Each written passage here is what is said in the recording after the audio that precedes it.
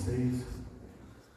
Irmãos, vamos abrir na palavra de Deus, mais uma vez, livro do Êxodo, capítulo 3, vamos ler do primeiro versículo até o versículo 12. Êxodo 3, de 1 a 12. Diz assim a palavra do Senhor. Moisés pastoreava o rebanho de seu sogro Jetro, que era sacerdote de Midian. Um dia levou o rebanho para o outro lado do deserto e chegou a Horebe, o monte de Deus. Ali o anjo do Senhor lhe apareceu numa chama de fogo que saía do meio de uma sarça.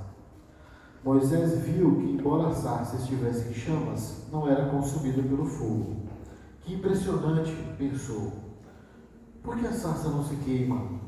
Vou ver isso de perto.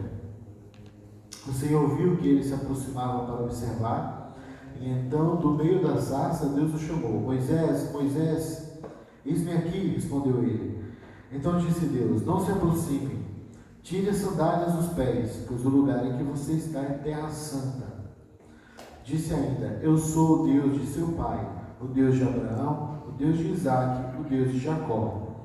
Então Moisés cobriu o rosto, pois teve medo de olhar para Deus. Disse o Senhor, de fato, tenho visto a opressão sobre o meu povo no Egito. Tenho escutado o seu clamor por causa dos seus feitores, e sei o quanto eles estão sofrendo. Por isso desci para livrá-los das mãos dos egípcios, e tirá-los daqui para uma terra boa e vasta, onde há leite e mel com fartura. A terra dos cananeus, dos hititas, dos amorreus, dos ferezeus, dos heveus e dos jebuseus. Pois agora o clamor dos israelitas chegou a mim, e tenho visto como os egípcios os oprimem. Então vá, pois agora eu envio a Faraó, para tirar do Egito meu povo, os israelitas. Moisés, porém, respondeu a Deus, quem sou eu para representar-me ao Faraó e tirar os israelitas do Egito? Deus afirmou, eu estarei com você. Esta é a prova de que sou eu quem o envia. Quando você tirar o povo do Egito, vocês prestarão culto a Deus neste monte. Vamos orar mais uma vez? Senhor, nós invocamos, ó Pai, o Teu nome mais uma vez, pedindo que o Senhor nos instrua por meio de Tua palavra. Ó Pai, nos alimente, ó Deus, com ela, que é verdadeiramente pão que vem do céu, Senhor, para nós. Nós somos todos Seus discípulos, ó Deus, desejosos de ouvir, ó Pai, o Senhor e aplicar, ó Pai, em nossa vida a Tua verdade. No nome de Jesus que nós oramos. Amém. Irmãos, Deus jamais se esquece de nós. Esse é o tema e a grande lição desta porção da palavra de Deus que nós acabamos de ler. Eu tenho algumas questões aqui para colocar para vocês, antes da gente começar. Umas questões de introdução.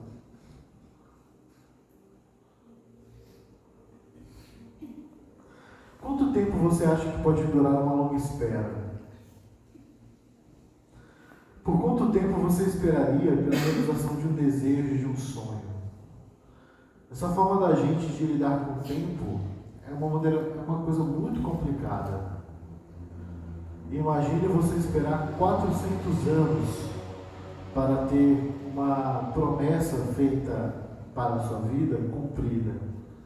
É disso que nós estamos falando, que está começando a acontecer na vida do povo de Israel, aqui no texto que acabamos de ler. Nós somos pessoas que estamos com grandes problemas de atenção, grandes problemas em lidar com o tédio. A nossa geração, a nossa sociedade, especialmente os pequenos, inclusive as crianças hoje têm um grande problema com lidar com o tédio, com não fazer nada, com ter de esperar, porque queremos as coisas assim, instantaneamente. Mas a palavra de Deus, irmãos, tem esse tema da paciência, da persistência, da perseverança, como algo recorrente, como algo que o Senhor requer de todos aqueles que nele confiam. Ele requer isso de todos aqueles com quem ele decidiu se relacionar. Eu pergunto a você, você se considera uma pessoa persistente, perseverante? Um exemplo de gente que não enverga, não desiste, né? Continua perseverando. Eu quero colocar também o contexto do antecedente dessa passagem de maneira rápida para a gente se situar, tá bom? Na história, porque entre a última mensagem e hoje se passaram 4 séculos. É muito tempo. Então a gente precisa fazer um resgate de tudo aquilo que aconteceu. Primeiro, a família de Jacó ela migrou naquele período de grande fome, como a gente viu na semana passada na história de José, né? Então eles migram e se instalam na região oriental do delta do Nilo, uma região chamada Gósen, uma região muito boa, próximo do lugar onde estava a capital do Egito na época, e ficaram lá e prosperaram por muito tempo. Os descendentes de Jacó, os seus filhos, acabaram se tornando uma grande nação dentro do Egito. Basicamente, Israel nasce no Egito, né, e migra depois para Canaã, né, mas nasce enquanto nação do Egito, né, ali naquela condição de imigrantes, né, de uma colônia mesmo entre os egípcios. E já havia então mais de 400 anos que a família de Jacó havia migrado. Então todos os patriarcas, né, Jacó e seus filhos já haviam morrido, né, já eram novas gerações que estavam ali, e também mudaram os faraós. Esse agora é o período no qual Moisés nasce, é o período chamado de período do novo império na história egípcia. A história egípcia é uma história gigante, enorme, dividida em basicamente 5 partes. E essa parte é chamada de Novo Império. É uma parte muito importante da história egípcia, muito rica, é um dos períodos mais prósperos.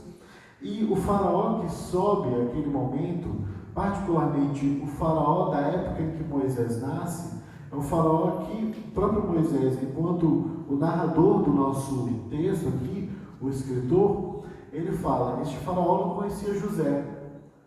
Então, por não conhecer José, ele está nem aí pelo fato de José ser um hebreu, ser um israelita. Então ele simplesmente decide o seguinte, olha, vou colocar em trabalhos forçados esses imigrantes, esses colonos. Porque eles não são egípcios, não são cidadãos plenos, então vou colocá-los para trabalhar em trabalho forçado, construindo uma cidade, algumas cidades celeiro. Esses, irmãos, são os 2 prováveis faraós da época do Êxodo. Existe uma grande discussão sobre qual seria a data provável do Êxodo. E há 2, com espaço de 200 anos entre um e outro. Uma data chamada de data antiga, no século XV, e outra no século XIII, chamada de data recente. Se for no século XV, teria sido o faraó Amenófis ou Amenhotep II. Se for a data recente, é o famoso Ramsés II, né, que já foi retratado em vários filmes e séries e novelas sobre Êxodo e desenhos, enfim. Provavelmente foi de fato no período de um dos 2, porque os dados bíblicos batem com os 2 períodos. E os dados arqueológicos existem em fartura, dando razão aos 2. Até hoje não há um consenso ainda. Quem sabe com mais estudo, com mais achado arqueológico, a gente possa ter uma data provável. Mas o fato, por que eu trago isso? Porque é muito importante a gente sempre lembrar, quando lida com o texto da Palavra de Deus, que ela trata de história de gente de carne e osso, que ela trata de vidas humanas de verdade. Que Moisés foi um ser humano como nós, assim como todos os seus antepassados. E ele está aqui dentro da história mundial, do mundo, não é um folclore, certo? As coisas estão acontecendo de fato. Deus fez questão de entrar na nossa história, revelar-se a nós. Isso é um dado importante que a gente nunca pode perder de vista, porque inclusive toda a nossa fé está baseada nisso. Está baseada no fato de que o Senhor Deus entrou na história humana para resgatar a humanidade.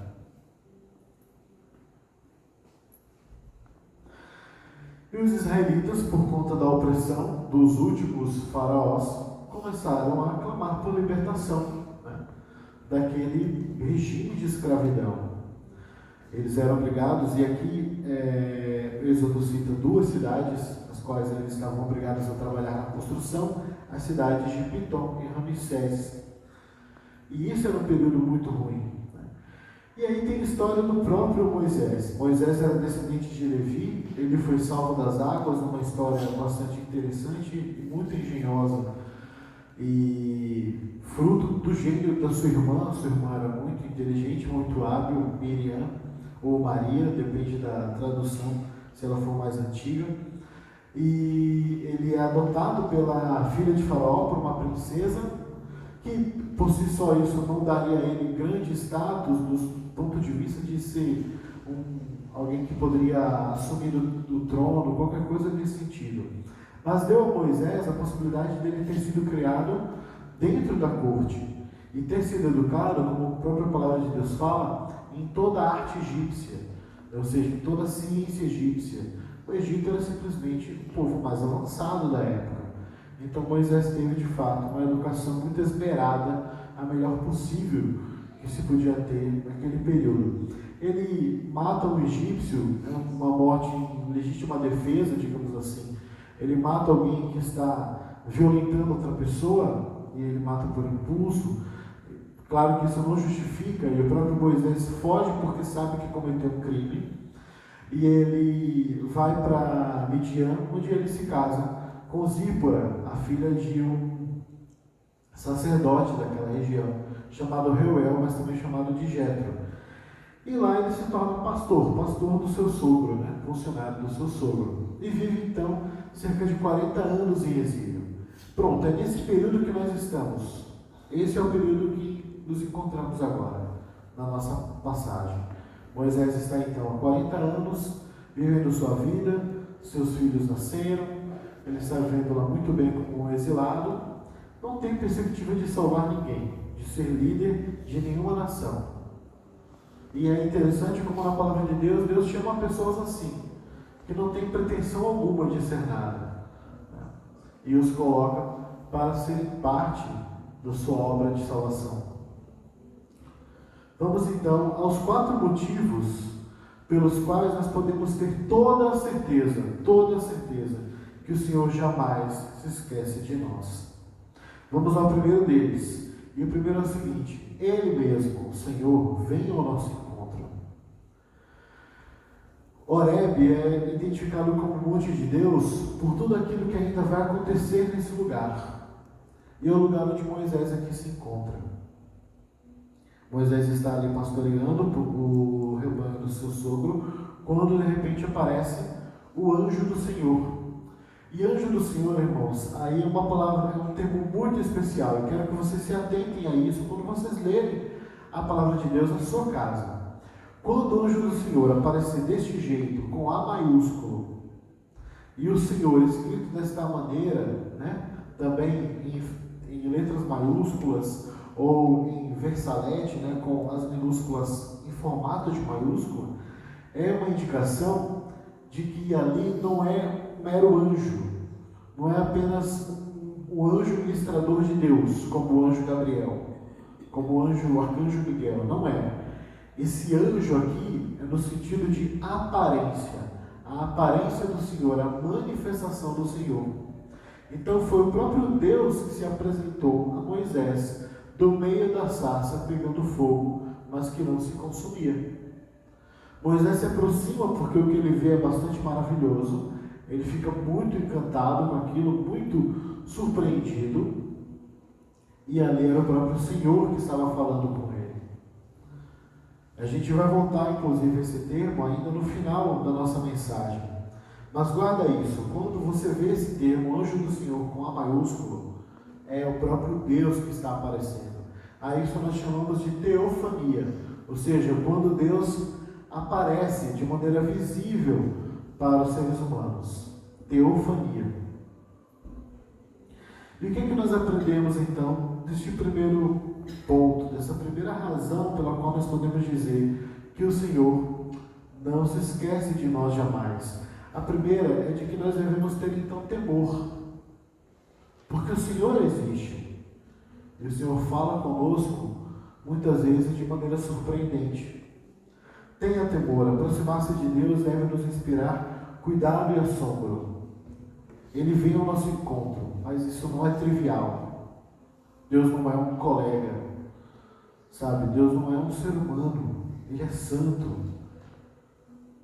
Isso requer reverência de fato.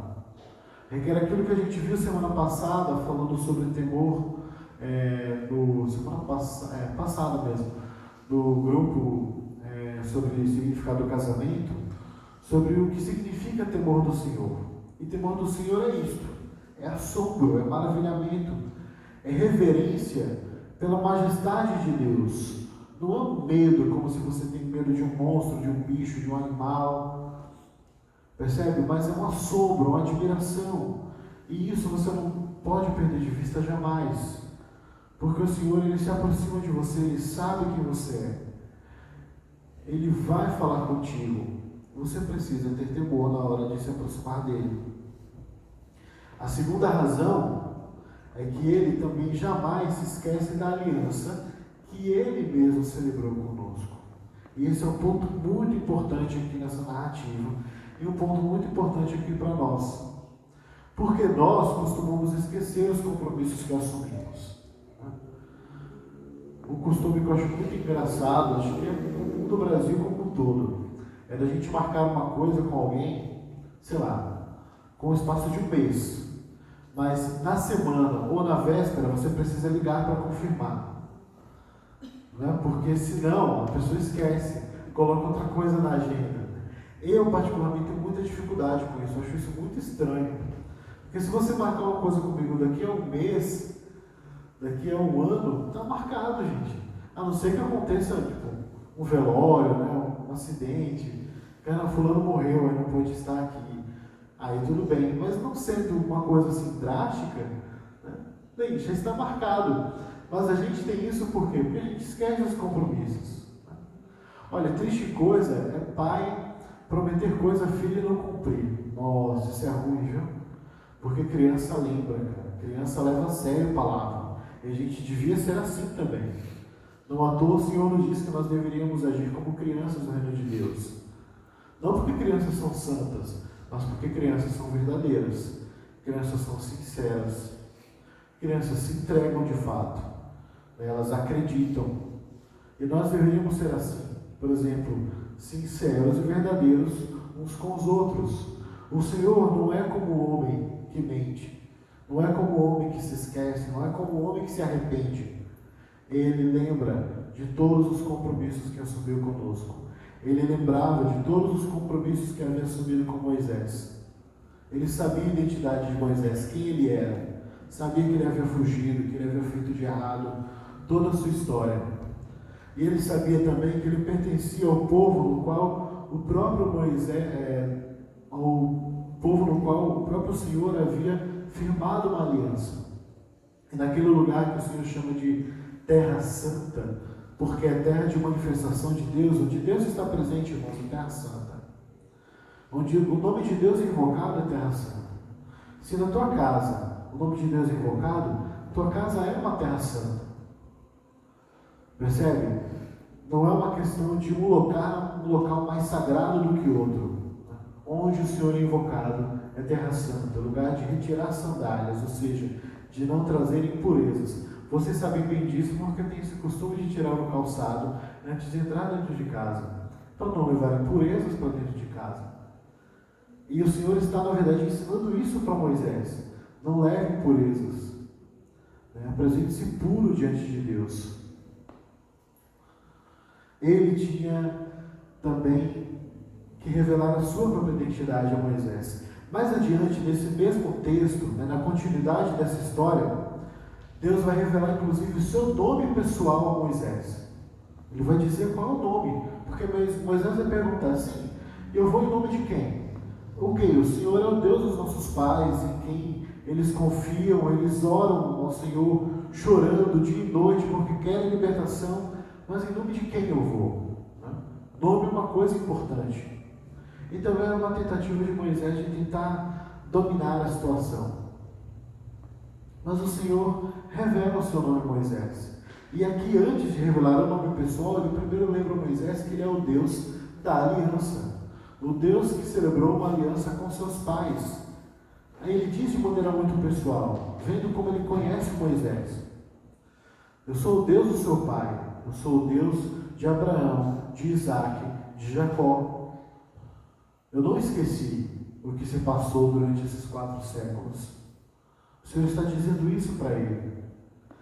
Então o Senhor nunca, mas nunca mesmo vai esquecer qualquer compromisso que tenha se firmado conosco. E o que aprendemos aqui então, irmãos, é que nós devemos ter fé. Deus jamais se esquece dos compromissos assumidos, e isso para nós é uma grande razão para a gente ter fé. Exatamente o fato dele ser totalmente diferente da gente. Então é razão para que nós venhamos a dar crédito a Ele, a confiar nele. Se o Senhor Jesus, por exemplo, nos diz que estará conosco até o fim dos tempos, e isso então abarca toda a nossa vida, porque a maioria de nós talvez não viva até esse período, é para nós confiarmos então que em toda e qualquer circunstância o Senhor estará conosco. Ele prometeu.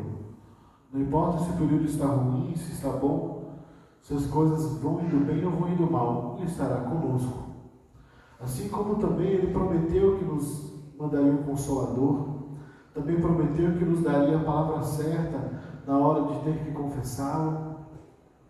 Também prometeu a nós uma paz que o mundo não conhece, uma paz em meio às maiores aflições, às maiores angústias, algo que é muito, mas muito válido, muito edificante talvez para a nossa vida, é ter contato com pessoas cristãs, piedosas, verdadeiramente, passando por situações difíceis, irmãos.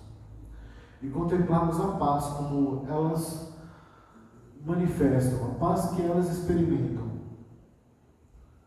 Eu lembro de um relato do Dr. Russell Shedd, que foi um grande pastor aqui no Brasil, missionário e fundador da Edições Vida Nova, que é a maior editora evangélica aqui no Brasil.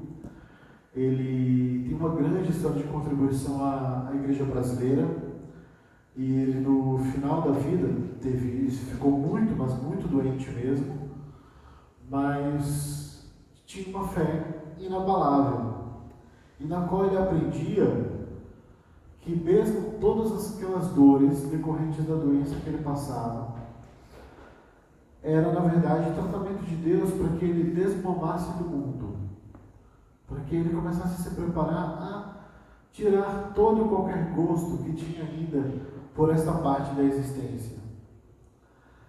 Esse é o tipo de noção, de compreensão que você tem, por exemplo, a respeito de uma dor, de um sofrimento, que só é possível se você experimenta uma paz que transcende todo entendimento.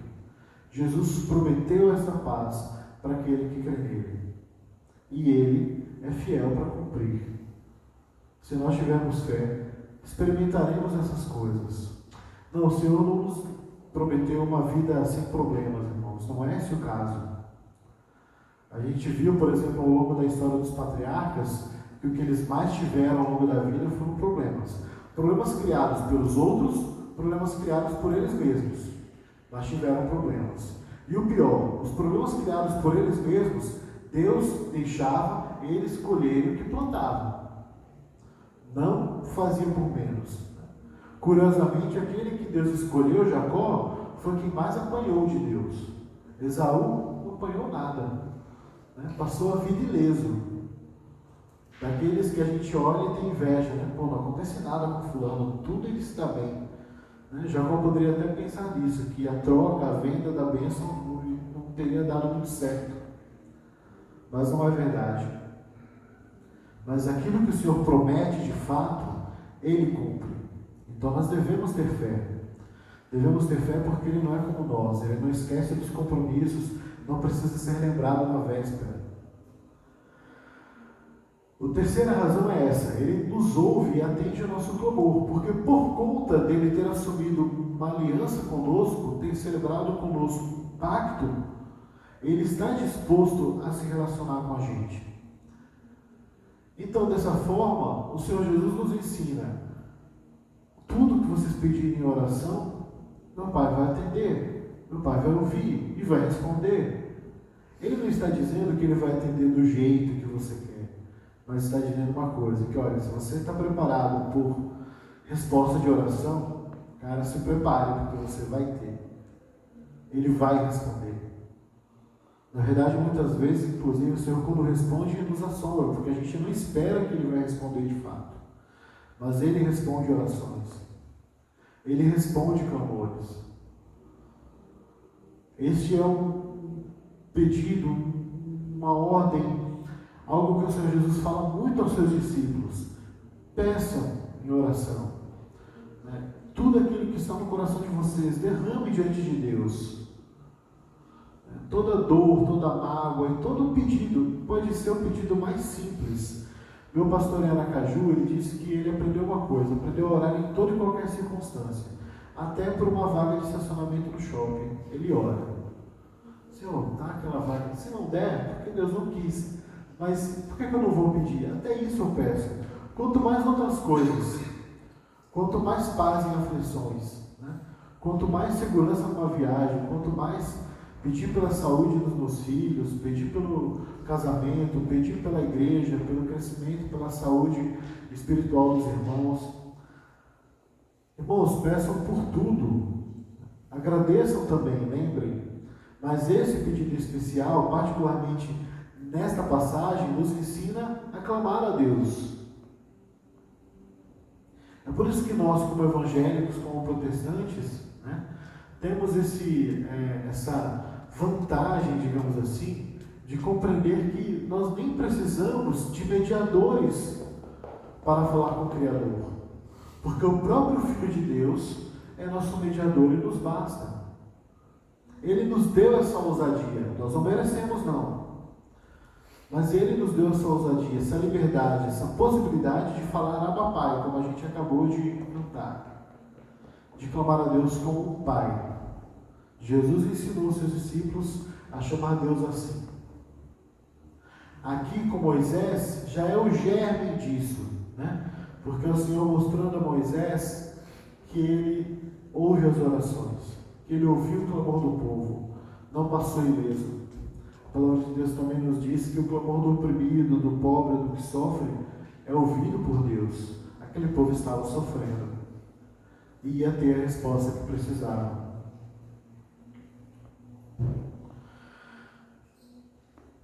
Ele livra então, ele promete que vai livrar o povo da opressão. Ele promete não apenas isso, mas também promete que vai levar a uma terra que ele havia prometido aos patriarcas. Essa nossa história ela começou em Canaã, quando Abraão ele migra da sua região, no norte da Mesopotâmia, para a região de Canaã, que é hoje ali a região de Israel e Palestina. Não por acaso, inclusive.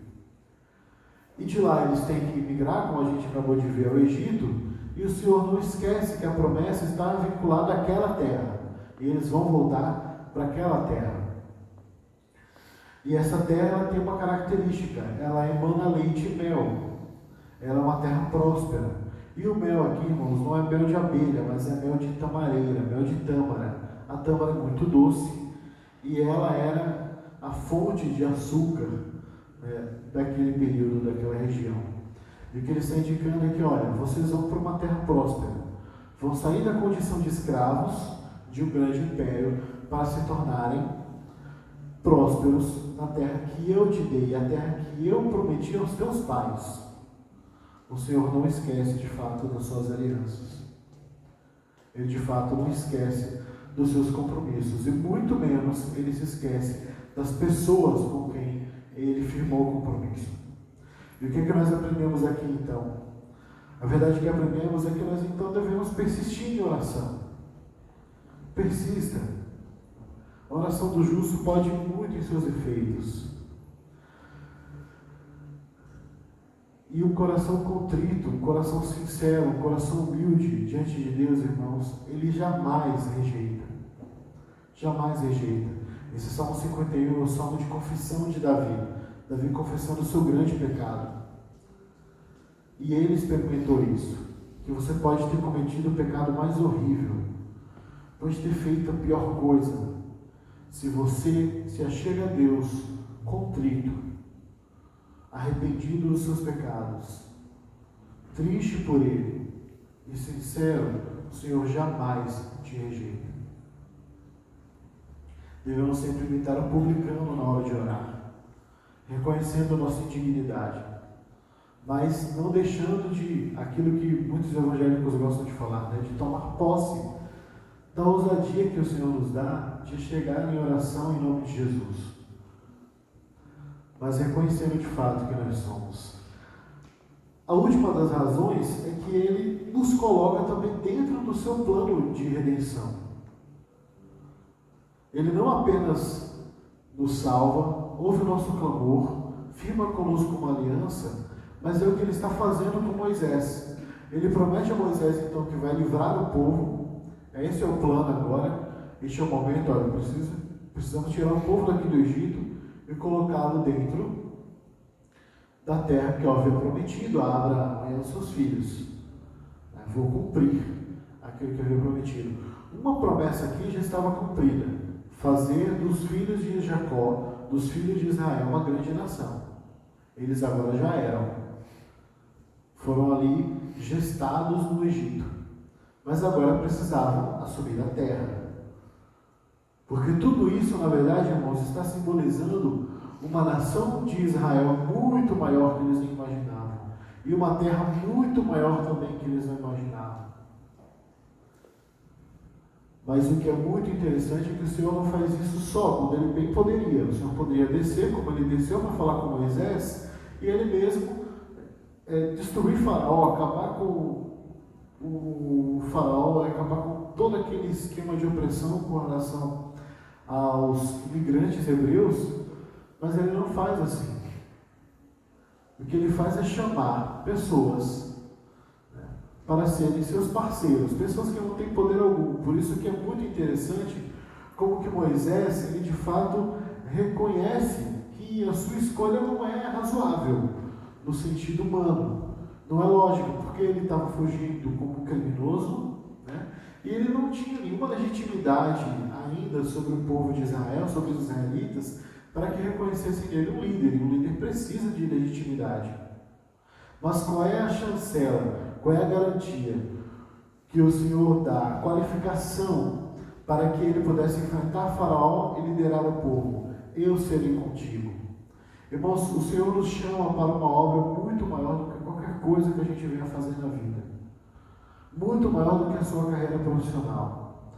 Muito maior do que qualquer coisa mesmo, qualquer projeto político, qualquer projeto artístico, cultural, profissional, não importa. Ele te chamou para ser obra de salvação, de redenção também. Ser instrumento para que outras pessoas conheçam a Jesus Cristo e sejam salvas, creiam no Evangelho, no seu lugar, onde você está, fazendo o que você está fazendo, exercendo a sua vocação diante de Deus, a sua profissão, sendo marido, pai, mulher, filho, filha, irmão, não importa. Ele te chamou também para ser instrumento de salvação, assim como Ele chamou Moisés. Ele também nos coloca, e isso é um grande privilégio, na verdade, que nós temos. Ele também nos coloca dentro da sua obra redentiva. Então desfrute do privilégio. O Senhor, Ele quer muito mais do que apenas nos salvar. Ele quer também nos santificar e formar em nós o caráter de teu Filho Jesus. E faz parte então deste plano de formar o caráter de Jesus em nós, também nos colocarmos para sermos usados na sua obra. De expandir então esse povo de Deus para muito mais do que aqueles descendentes de Jacó, para muito mais do que apenas aquela terra tão pequena, aquela terra de Israel, que tem o tamanho do meu estado, 22 mil quilômetros quadrados apenas. O Senhor, quando faz aquelas promessas a Abraão, a Isaac e a Jacó, e está aqui reafirmando a Moisés, não estava falando apenas desse pequeno povo, daquela pequena terra. Mas era necessário que aquele pequeno povo saísse e tomasse posse daquela pequena terra como sinal de algo muito maior que iria acontecer. E assim, irmãos, então que eu gostaria de encerrar e concluir. Jesus, então, ele é o anjo do Senhor que aparece a Moisés. A primeira coisa que quero lembrar voltando a esse ponto. E ele, inclusive, a indicação de que realmente algo muito maior estava para acontecer. Jesus é o anjo do Senhor pelo seguinte: ele é a imagem de Deus invisível. Então entenda o seguinte: toda vez que o Senhor aparecer no Antigo Testamento, aparecer visivelmente e falar com alguém, é o próprio Cristo que está falando, ainda pré-encarnado, né? Mas é o Deus Filho que está falando com Moisés. Assim como foi Deus Filho que falou para Abraão que ele teria um filho chamado Isaac daqui a um ano. Assim como foi o Deus Filho que lutou com Jacó e o rebatizou, dando-lhe o nome de Israel. O próprio Senhor Jesus, respondendo ao seu discípulo Filipe, ele diz: quem vê a mim, vê ao Pai. Então nós podemos ter essa certeza que aquele anjo do Senhor é o próprio Jesus. E ele aqui é o personagem principal dessa história, porque então nós percebemos que ele mesmo, pré-encarnado, é quem está dirigindo os passos, é quem verdadeiramente vai liderar o povo de Israel na saída, na libertação do Egito.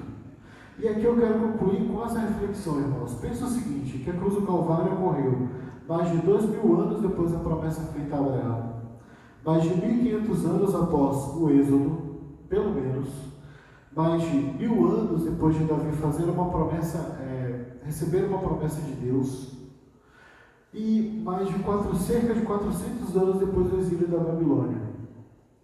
A cruz do Calvário é a grande resposta, a grande promessa que Deus fez a Abraão, de fazer dele alguém que abençoasse todas as famílias da terra. Jesus era a grande semente prometida a Abraão, o grande filho, o grande descendente prometido a ele. Ele é a razão de todas essas promessas e alianças. E demorou esse tempo inteiro até que de fato esse tempo fosse consumado. Daí eu pergunto, será que não somos nós que deveríamos nos adequar ao tempo de Deus e não ao contrário? Será que não somos nós que precisamos exercitar a paciência, exercitar a perseverança, de que o Senhor, quando nos faz esperar, nos faz passar anos e anos orando por um mesmo pedido, Ele está nos moldando, Ele está forjando um caráter em nós, um caráter santo, fazendo da gente pessoas de verdade, está nos deixando sair da infância, do mimo, para que nos tornemos adultos de fato. Nós precisamos, irmãos, então, nós nos adequarmos aos planos dele, nós nos adequarmos ao tempo de Deus, que realmente funciona de maneira muito diferente do nosso. Demorou 400 anos para ouvir, para que o clamor dos israelitas fosse ouvido e finalmente eles pudessem voltar para a terra que lhes foi prometida. Mas o Senhor cumpriu, no tempo devido, não atrasou, não antecipou, mas o tempo que era correto. Que seja assim também, irmão, na minha vida e na sua, que nós possamos esperar e perseverar em Deus, porque Ele responde, Ele nos ouve, porque Ele jamais se esquece de nós. Vamos orar mais uma vez? Senhor, nós te agradecemos, ó Deus, pela Tua Palavra.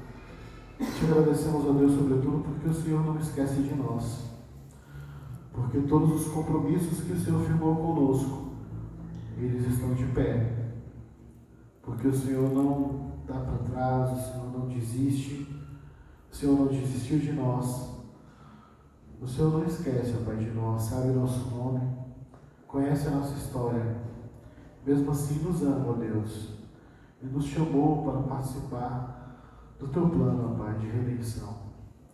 Ó Senhor, reaviva, Deus, em nós esta fé, reafirme em nós, fortalece em nós, ó Pai, a fé de que o Senhor permanece fiel e de quem Ti, ó Deus, podemos verdadeiramente confiar. No nome de Jesus, que foi aquele que apareceu a Moisés, declarando a libertação daquele povo, ó Deus, falando da grande missão que aquele homem iria ser parte, ó Deus, tão crucial, tão importante.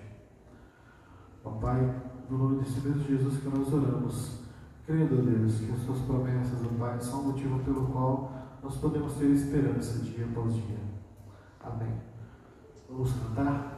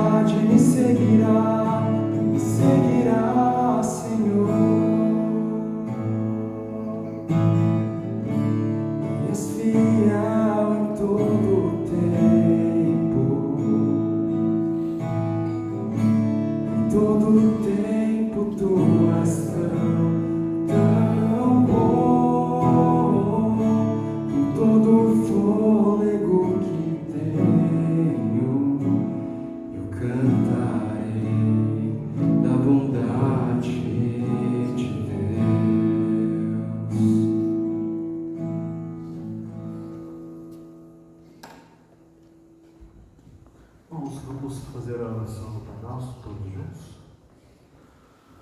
Pai Nosso que estás nos céus, santificado seja o teu nome.